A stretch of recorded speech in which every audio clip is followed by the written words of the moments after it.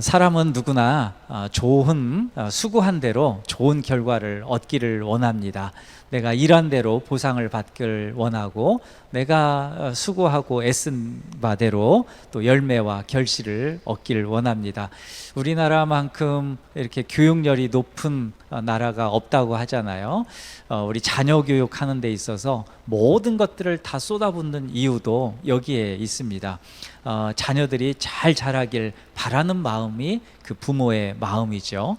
그래서 모든 것들을 다 쏟아부으면서 헌신하는 것, 이런 이제 노력들, 수고들이, 애씀들이 있는 것이죠. 또 우리 일터에서도 그렇습니다. 우리가 수고하고 애쓴 대로 보상을 받고 월급을 받고 이렇게 평가를 받는 것, 그런 것들을 이제 다 원하는 것이죠. 기업도 마찬가지지 않습니까? 기업도 운영하는 그 여러 가지 것에 있어서 투자를 하고, 투자한 만큼 여러 가지 소출들이 일어나길 원하는 게 또 이게 경영의 기본적인 원리입니다. 이와 같이 하나님의 마음도 우리가 그분의 뜻대로 살면서 열매 맺기를 원하시는데, 그 열매가 의의 열매입니다. 하나님은 우리가 그 삶을 살도록 모든 것을 쏟아 부으셨습니다. 하나님은 우리에게 가장 좋은 것을 주십니다. 우리의 상황에 맞게 꼭 필요한 것을 채워주십니다. 우리가 의의 열매를 맺어 하나님께 기쁨이 되도록 우리의 발걸음을 인도해 주십니다. 이것이 하나님의 놀라운 은혜이죠. 제가 우리 교회에서 이제 고린도 후서를 좀 묵상하고 있는데, 저도 이 말씀을 묵상하면서 크게 은혜를 받는 구절들이 여러 군데가 있습니다. 그 중에 하나가 이 고린도 후서 3장 마지막 절에, 그러니까 그 부분인데, 사도 바울이 이제 고린도 교회를 엄청나게 책망하잖아요. 근데 그 책망이 고린도 교회를 아끼고 사랑하는 마음에서 이게 책망을 하는 것인데, 그런데 그 3장 마지막 절에는 이 수건을 두른, 그러니까 눈에 수건을 두른 그 이제 묘사하는 그 장면이 나오는데, 우리 눈에 이제 수건을 두른 것처럼 앞을 보지 못하는 우리가 맹인이다. 그런데 하나님께서 그것을 가만두지 않으시고 그 여러 가지 이제 대안을 찾으셨는데, 그것이 그 진리의 빛을, 우리의 눈이 가려워져서 수건이 가려워진 것처럼 이렇게 돼가지고 진리의 빛을 보지 못하는데, 우리 마음 가운데 하나님께서 그 진리의 빛을 비춰주시고, 또 성령께서 우리 마음을 열 수 있도록 도와주시고, 또 그 진리의 빛이 그 열린 우리 마음 가운데 비춰져서 그리스도를 믿는 믿음에 이르게 하셨다라는 그 표현이 3장 마지막 절에 있는데, 제가 하여튼 그 단계를 다시 한번 생각하면서 아주 큰 은혜를 받았습니다. 우리 그 성도님들 다 아실 수 있는 구절일 수 있고 알 수 있는 표현이지만, 우리 눈먼 자들을, 우리를 일깨우시기 위해서 하나님께서 마음의 문을 여시고 거기에 빛을 비추시고, 그것도 하나님이 다 열어주시고 또 빛을 비춰주시고 우리가 믿을 수 있도록 그렇게 성령께서 도와주신다라는 그 사실 앞에서 제가 다시 한번 큰 은혜를 받고 한번 소개해야 되겠다, 이런 말씀을 좀 전해야 되겠다라는 생각을 하게 됩니다. 우리는 하나님이 부어주시는 은혜 가운데 살고 있습니다. 그 은혜가 아니고는 우리는 한시도 살 수 없습니다. 우리가 생각할 때는 당연한 것 같지만 결코 당연한 것이 아닌 우리에게 특별하고 각별한 은혜를 매 순간마다 하나님께서 부어주신다는 사실을 우리는 감사할 수밖에 없습니다. 또 그 은혜를 우리는 찬양할 수밖에 없죠. 하나님이 각자에게 은혜를 주시는 이유는 이 의의 열매를 맺도록 하기 위한 것입니다. 의의 열매는 하나님의 뜻대로 살면서 그 맺는 열매죠. 다른 표현으로 하자면 하나님의 영광을 드러내는 것입니다. 사도 바울은 이것을 살아도 죽어도 주를 위해서 하는 것이다, 이렇게 선언하는데, 로마서 14장 8절을 보면 우리가 살아도 주를 위하여 살고 죽어도 주를 위하여 죽나니 그러므로 사나 죽으나 우리가 주의 것이로다. 아멘. 바로 그 말씀이죠.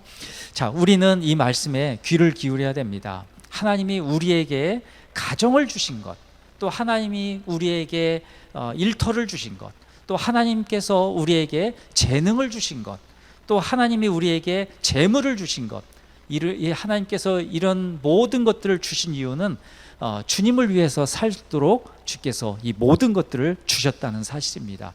물론 우리는 사람인지라 매일매일 필요한 것들이 있습니다. 하루하루 필요한 것들이 있어서 그것을 공급받을 필요가 있죠. 하나님께서 그것도 만족해 하시는 것이죠. 매일매일 주시는 것들, 이것을 통해서 우리가 필요한 것들을 주님께서 공급해 주십니다. 그런데 궁극적으로는 주를 위해서 살도록 하나님께서 이 모든 것들을 주신다는 사실입니다. 그로 인해서 의의 열매를 맺고 하나님께 영광을 돌리도록 하기 위한 그런 이유이죠. 그리스도인이라면 이것을 잊어서는 안 됩니다.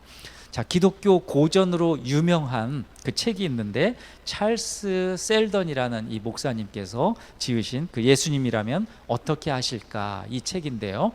그리스도인이라면 이걸 읽어보지 않았어도 이 책의 제목은 얼추 여러 번 들어서 다 알고 있는 책이죠.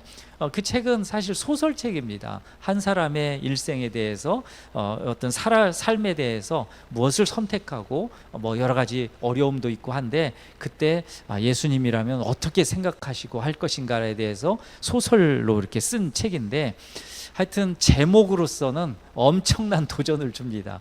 예수님이라면 어떻게 하실까라는 제목 하나로도 사실은 경종을 울리고도 남을 만한 그런 책이죠.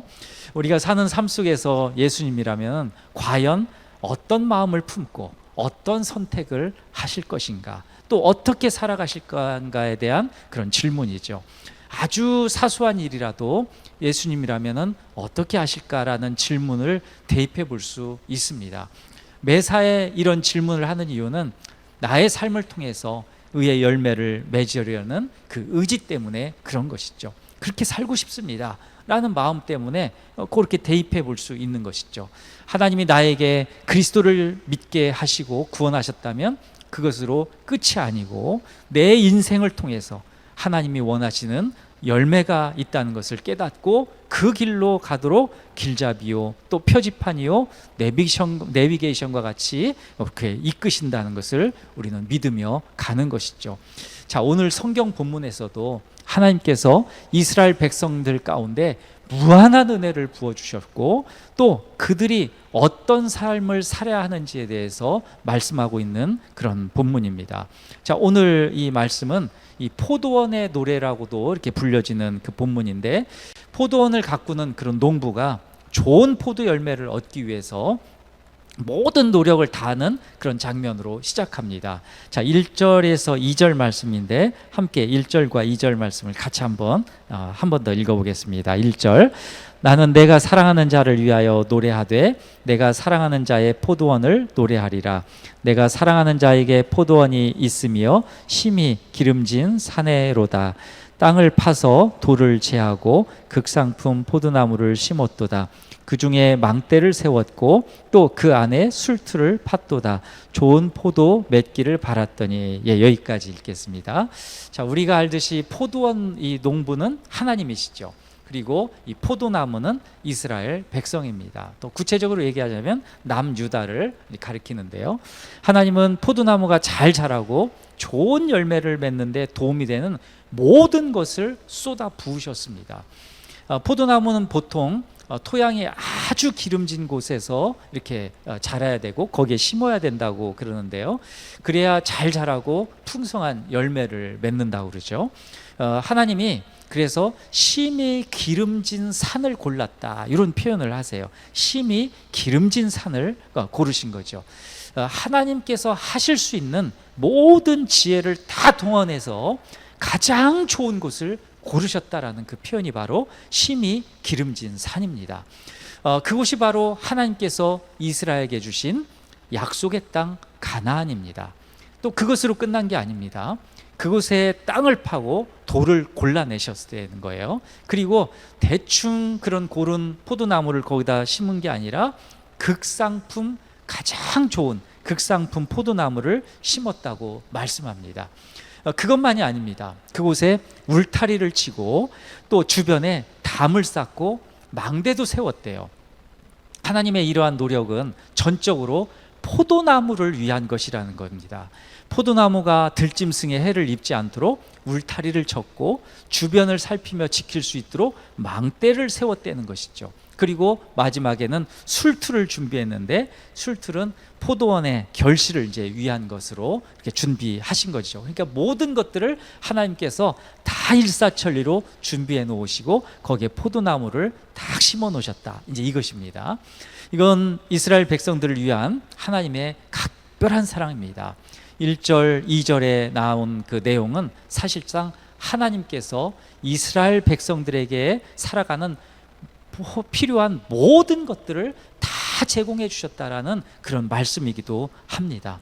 그런데 문제가 생겨요. 자, 2절 마지막 절에서 4절까지 보면은 어떤 문제인지 이렇게 보게 되는데 좀 긴장이 됩니다. 이 구절을 읽을 때. 자, 2절 마지막에서 4절까지 함께 읽어볼까요? 들포들을 맺었도다. 예루살렘 주민과 유다 사람들아 구하노니 이제 나와 내 포도원 사이에서 사리를 판단하라. 내가 내 포도원을 위하여 행한 것 외에 무엇을 더할 것이 있으랴. 내가 좋은 포도 맺기를 기다렸거늘 들포도를 맺음은 어찌 됨인고. 아멘.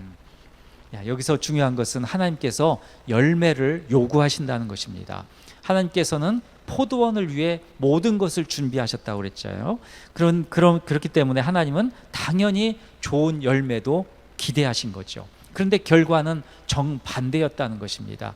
하나님이 그토록 정성을 쏟은 포도나무에서 좋은 포도가 열린 게 아니라 들포도가 열렸다고 얘기해요.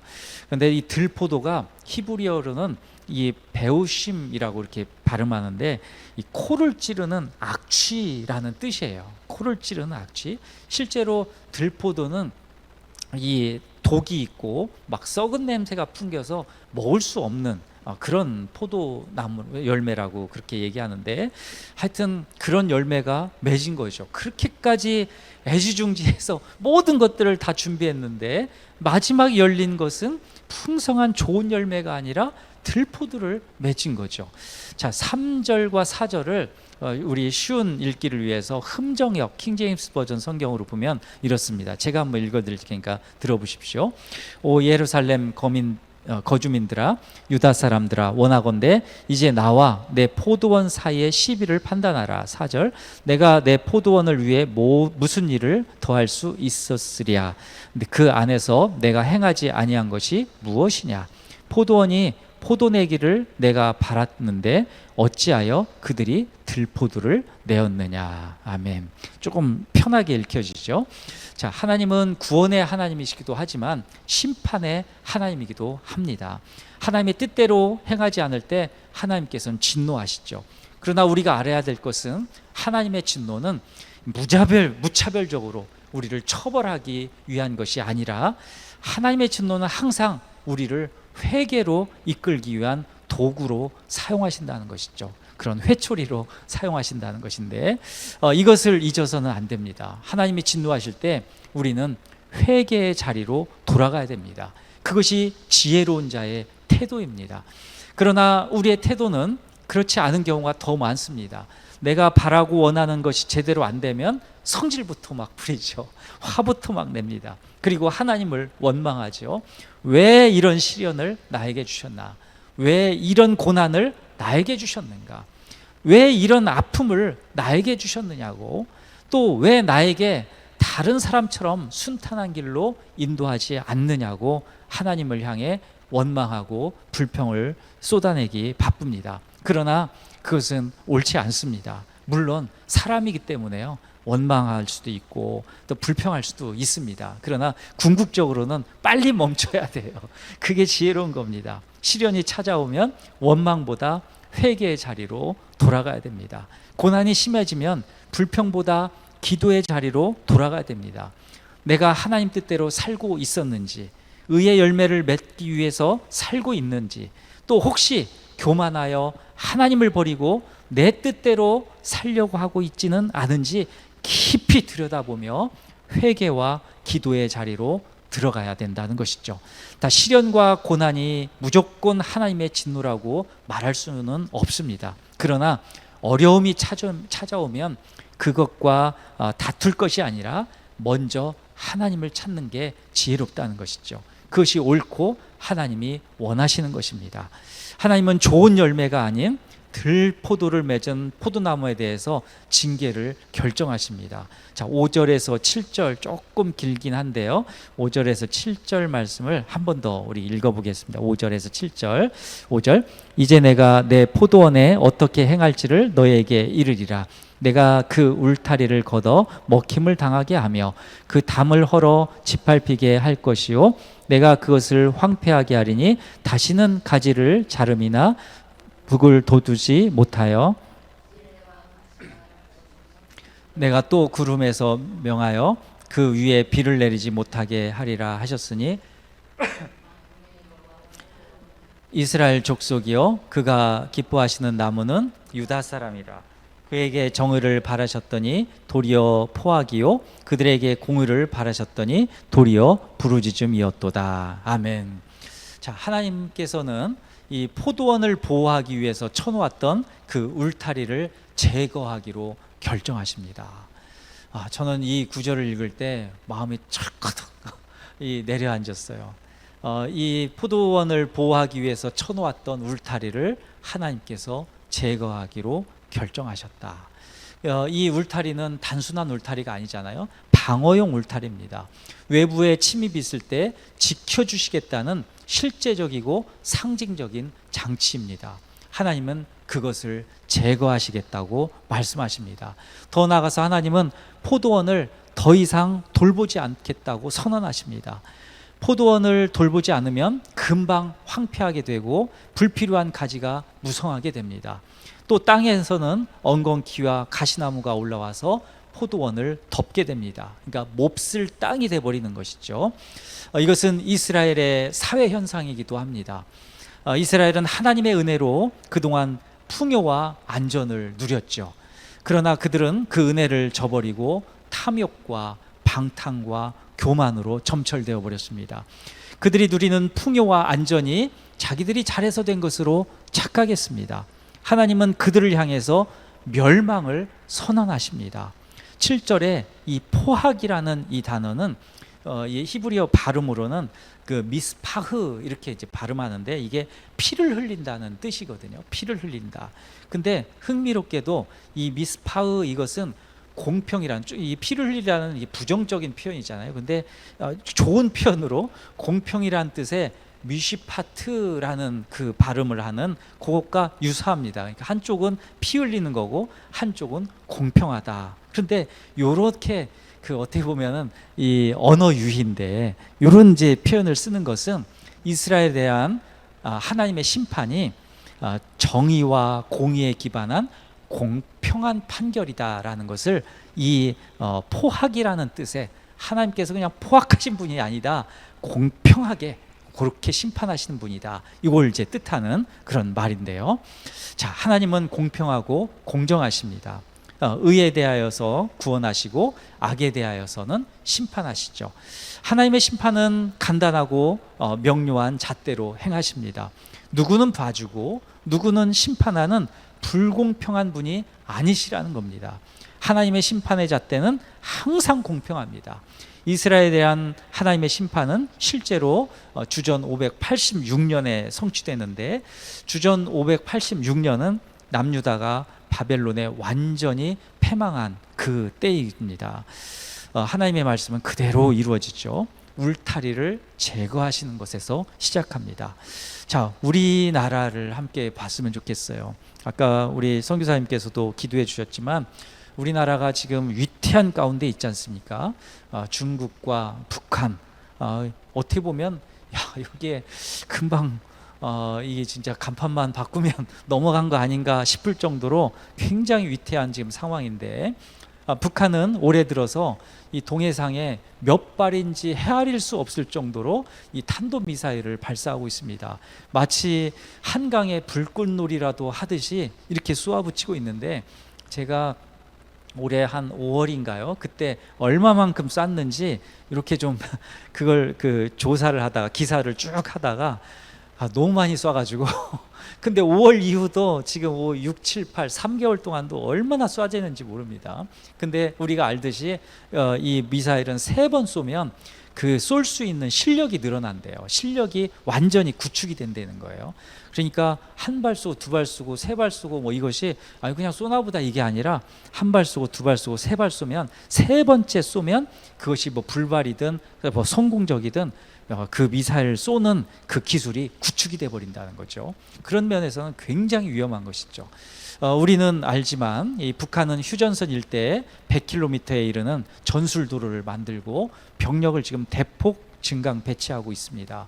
군사분계선 100m 이내까지 지뢰 매설하고 이 철책을 구축하고 있는 보도가 지금 나오고 있는 것이죠. 무엇보다도 지금 며칠 전에 있었던 미국 트럼프 대통령이 북한의 핵 보유를 인정했습니다. 사실 이건 군사적으로는 이제 끝난 겁니다. 우리나라가 뭐 세계 군사력 5위라 뭐 이렇게 얘기하지만 핵이 있는 데는 이게 비교할 수 없는 거예요. 끝나버린 겁니다. 이게 이제는 우리가 어떻게 할 수 없는 그런 이 열위 가운데 지금 있게 되는데, 자, 그러나 하여튼 대한민국 안보는 여하튼 하루가 멀다 하고 해체되고 있는 걸 우리가 알고 있습니다. 이재명 정부 들어와서 이 안보가 무너지고 있다는 것을 열거하다 보면 진짜 손가락이 모자랄 정도예요. 국군 방첩사령부 폐지, 드론사령부 폐지, 육해공군 사관학교 통폐합, 대전차 방어시설 철거, 여의도 면적 10배 고성 속초 등의 군사보호구역 해제, 최전방 GOP 빈총 경계, 불침범 없애고 CCTV로 대체, 후방 경계는 민간업체로 대체, 2027년부터는 군대 가고 싶은 사람만 가도록 하는 법안을 또 지금 추진 중 있다고 합니다. 그런 등등등. 자, 오늘 말씀을 보면 이 대한민국이 무너지는 것은 사실은 우리 모든 한국 교회와 우리 그리스도인들의 책임이라고 말할 수밖에 없습니다. 자, 한국 교회의 책임이라는 말씀을 지금 드리려고 하는데, 우리나라는 하나님께서 제가 누누이 말씀드리지만 한국 이 근현대사를 통틀어서 우리는 2번이나 망했습니다. 근대에 한 번 망하고 현대에 한 번 망한 거죠. 근대는 45년까지를 이제 근대라고 얘기하니까 그때 우리는 1910년도에 한 번 망했잖아요. 그리고 이제 45년 이후에 현대에 와가지고는 6.25 전쟁, 1950년도 6.25 전쟁으로 나라가 완전히 망하게 된잖아요. 그래서 근대에 한 번 망하고 현대에 망해서 우리나라는 헤어나올 수 없는 이 지경에 이르게 되었다는 것이죠. 그런데 하나님께서는 우리나라를 불쌍히 여겨주셔서 놀라운 풍요와 평화를 허락해 주셨습니다. 세계 국방력 5위, 반도체 강국, 1인당 GDP 3만 불 이상, 내년에는 뭐 3만 달러 예상한다고 하는데, 하여튼 이 세계 13이라는 놀라운 성장을 거듭하게 해 주신 거죠. 이건 하나님께서 해 주셨다, 저는 그렇게 믿습니다. 하나님은 한국교회도 성장시켜 주셨습니다. 가장 큰 징표 중에 하나가 세계 171개국에 1개국에 파송한 선교 대국의 지위를 주신 것입니다. 그것만이 아닙니다. 세계 50대 대형 교회 중에 우리나라가 23개 교회를 차지하게 하셨고, 초대형 교회 순위로는 1위와 2위가 다 한국교회라는 것이, 이런 양적인 성장도 하나님께서 허락해 주셨다는 것을 우리는 확신할 수밖에 없고 믿게 됩니다. 그러나 대한민국의 현재 상황이 앞서 언급한 대로 이 지경인데, 한국교회는 구국 기도회를 선포하지 않아요. 물론 몇몇 교회에서 그렇게 이제 하기도 하고, 저도 5번에 걸쳐서 기도에 대한 이 설교를 했던 것은 이것과 이제 발맞추어서 했던 이유이기도 한데, 근데 한국 교회에서 전체적으로 우리 이 나라를 위해서 이 구국 기도회를 함께 합시다. 나라가 힘듭니다. 나라가 아픕니다. 그러면서 기도회를 시작하지 않아요. 저는 한국교회가 하나님 앞에서 큰 죄악을 저지르고 있다고 이렇게 생각합니다. 올해 그 증표가 4월 5일 2026년 한국교회 부활절 연합예배 때 이재명 그 사람을 교회 강단에 세운 일, 강단에 서서 이재명은 소강성 목사를 향해서 내 친구라고 했습니다. 이것은 하나님의 재단이 무너졌다는 신호입니다. 강단에 세워서도 안 되지만 저는 이 문제를 굉장히 크게 생각합니다. 저는 초기에 제가 사역을 시작할 때 전도사죠. 완전 초보 전도사 때 그 목사님께 얼마나 혼났는지 몰라요. 그때 선거 때가 선거철이었어요. 근데 선거 띠를 두른 사람이 이렇게 들어온 거예요. 들어와서 이게 자기 이제 예배가 마침 끝나는 그런 지점이었기 때문에 끝난 이제 시점이긴 했지만 그 사람이 들어와 가지고 교회를 휘젓고 있는 것을 내버려 뒀다고 얼마나 혼났는지 몰라요. 어떻게 이게 이 띠를 차라리 떼고 들어왔으면은 상관이 없는데 띠를 두르는 사람이 교회에 들어와 가지고 선거 운동을 하게 하느냐라고 해 가지고 얼마나 호되게 혼났는지 모릅니다. 저는 그게 아주 생생합니다. 그래서 교회 재단에 있어서는 철저하게 이런 부분들을 지켜야 되는 거구나. 이런 것들을 제가 그냥 초보 전도사 때 그냥 각인이 되도록 그렇게 눈물이 찔끔 나도록 혼났었는데, 하여튼 그런데 어떻게 그 부활절 연합 예배 때 거기다 강단에 올리냔 말이죠. 그리고 그것마저도 뭐 그 100번 양보해서 그렇게 할 수 있다고 쳐요. 그러더라도 종이에 써서 대통령의 직분이라면은 종이에 써서 거기에 대한 해당된 것만 읽고 나갔으면 돼요. 읽고 나갔으면 되는데 왜 소강성 목사를 지칭하면서 내 친구라고 합니까? 그 예배 시간에 연합 예배 때, 한국 교회를 대표하는 연합 예배 때 그것은 한국 교회를 모욕한 겁니다. 그리고 거기에 있는 그 목사님들과 성도들을 내 친구라고 같이 본 거예요. 같이. 어떻게 같이 볼 수 있어요? 그럴 수 없는 거죠. 완전히 재단을 무너뜨려 버린 것입니다. 내 친구, 요 표현 하나가 한국 교회를 무너뜨린 겁니다. 같이 본 거예요. 같이 범죄자다. 같이 같은 그 수준의 레벨에 있는 것이다 라고 얘기해 버린 거예요. 이건 엄청난 사건입니다. 그런데 거기에서 아멘하고 웃었다? 이건 있을 수 없는 일입니다. 하나님께서 이것은 봐주시지 않으리라고 저는 생각합니다. 제가 6월 3일부터 시작해서 지금까지 페이스북에 이제 그 적극적으로 이 대한민국이 지금 위험합니다라는 사실을 목사라는 걸 페이스북에는 다 알거든요. 거기에 프로필에 적어놨으니까 저는 제 이름을 제 얼굴 다 이제 속된 말로 다 까고 거기에 게시를 지금 하고 있는데, 최근에 며칠 전에 뭐 금요일 날 했나요? 하여튼 토요일 날 했나 모르겠네요. 그때 페이스북에 주디피아라는 이름으로 활동하는 청년 유튜브 영상을 제가 게시했어요. 그 영상의 제목이 단 1년 만에 대한민국에 벌어진 일들 2026년 청년의 고백 이렇게 되어 있는데, 부제로는 침묵의 대가, 가라앉는 배에서 1등석 티켓을 쥔 사람들 이렇게 이제 되어 있는데요. 한 8분 정도의 영상인데 그 청년이 서울에서 커피숍을 운영하고 있는 그 청년이더라고요. 아주 열심히 이 운영을 하고 나름대로는 열심히 이렇게 삶을 살고 있는데 위기라는 것을 알고 그 영상을 이제 올린 거예요. 마치 가라앉는 배에서 1등석에 앉아서 풍요와 안전을 보장받을 수 있는 것처럼 사는 사람들에 대해서 경고를 하는 영상이었습니다. 근데 제가 이 글을 게시하자 몇 사람이 와가지고 그 청년을 욕하는 거예요. 생각 좀 하며 살라고. 저한테도 막 욕하는 거죠. 그래서 악플 정리하느라고 아주 애를 먹었는데 이것이 대한민국의 현실이라는 것이죠.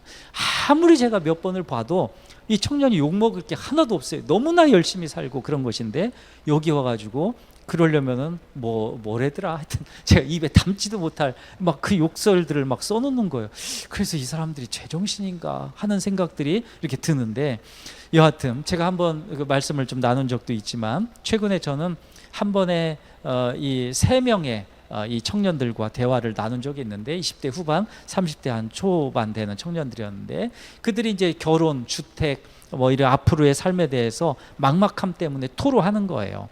근데 아무리 벌어도 전세는커녕 월세도 감당하기 어렵다. 내가 이제 다음에 결혼을 해야 되는데, 올해 결혼을 해야 되는데, 이런 대화를 나누고 있었어요. 이제 저까지 하면 4명이죠. 근데 그때 50대 후반에 한 분이 이제 들어오셔가지고 합석을 해서 대화를 이렇게 나누게 됐는데, 이제 그분은 청년들의 얘기를 잠깐 듣더니, 아이고 갑자기 투자 얘기를 꺼내는 거예요. 뭐 몇 억 있으면 여기다 투자하고 여기다 투자하라고. 그래서 그 청년들이 그 얘기를, 그 한마디를 딱 듣고는 입을 다물지 못하고 말을 멈춰버렸어요. 그 청년들은 지금 생존의 문제를 얘기하는데 투자를 하라고 얘기하고 있는 거예요.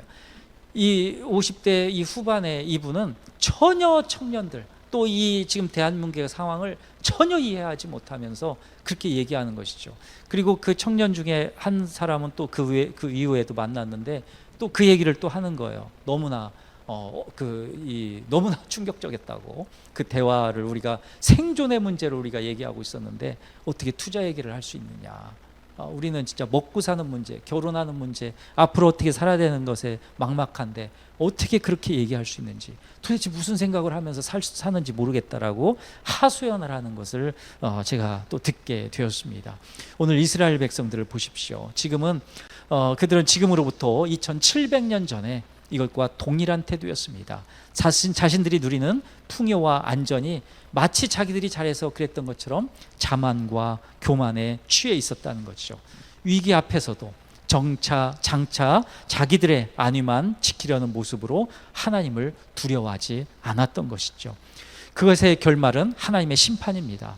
하나님은 한순간에 풍요와 안전을 빼앗아 가실 수 있는 분입니다.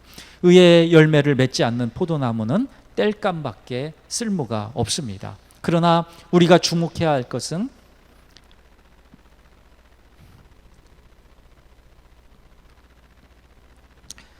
하나님의 심판은 결코 멸망을 위한 것이 아니라는 점입니다.